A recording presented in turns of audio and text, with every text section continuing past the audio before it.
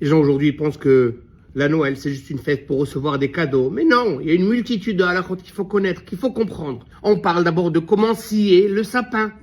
À partir de quel moment dans la journée on peut commencer à scier un sapin pour la Noël? Avant de le scier, il faut que tu cherches s'il y a un défaut, un moum dans le sapin.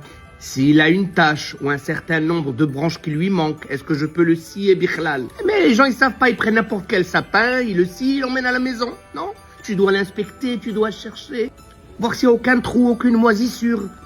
Et bien sûr, si tu trouves un nid d'oiseau, tu chasses la mer, tu prends les œufs et tu les gardes pour l'aile à Seder, pour Pessah. Il y a aussi un inyan de si un goy, il le scie pour toi. Est-ce que tu peux l'utiliser? Est-ce qu'il est cachère? Ou est-ce que c'est le juif qui doit prendre la scie, faire la première entaille dans l'arbre et le non-juif il peut continuer? Quelle est la marloquette entre Bet Hillel et Bet Shammai?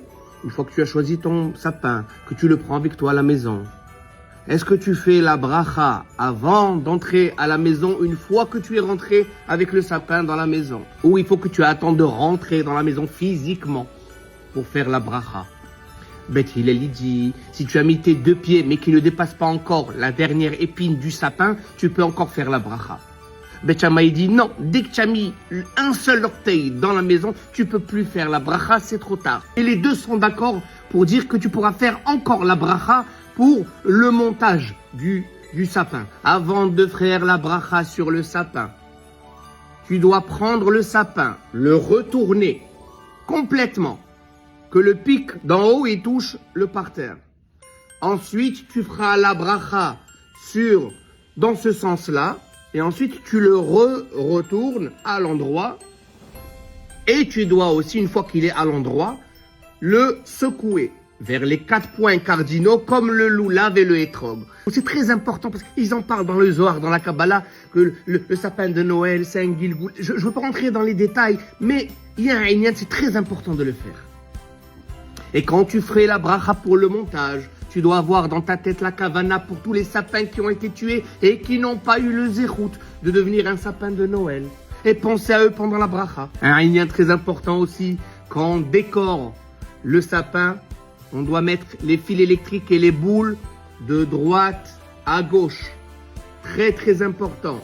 Mais on allumera de gauche à droite. Et Rashi nous spécifie, si tu allumes de gauche à droite et tu vois qu'une boule, elle est éteinte, elle ne marche plus, alors tout le fil électrique, il n'est pas bon, il n'est pas cachère, il faut recommencer. Dernier inyan les amis, si une branche parmi les 6 branches supérieures du sapin se casse, après Tset HaKochavim, après la sortie des étoiles, alors tout le sapin il est pas saoul, il est à sourd, on ne peut pas l'utiliser. Ah, la poubelle. Mais on ne pourra pas seulement s'en débarrasser comme ça. Il faudra aller en haut, couper en plein milieu, garder les 2 moitiés. Une moitié, on la prendra, on la sciera, on la coupera, on la gardera pour le srach de la souka à Soukot. Et l'autre moitié du sapin, on la gardera pour le brûler avec le hametz à Pessah. Rabbi Hanania.